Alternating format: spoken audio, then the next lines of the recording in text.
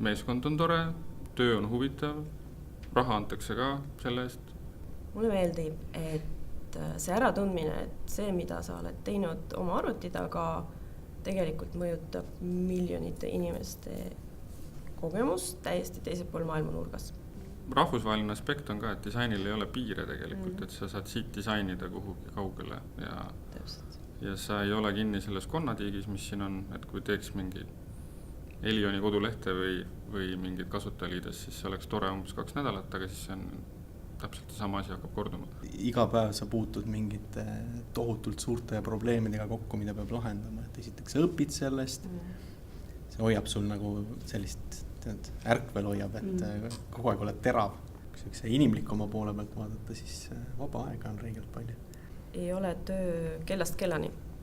See on töö, mis tuleb ära teha ja on, vähemalt meile on antud piisavalt aega, et see ära teha. Vaba aega minu meelest üldse pole. Ma pean Maidoga rääkima nüüd tõsiselt, mis asja.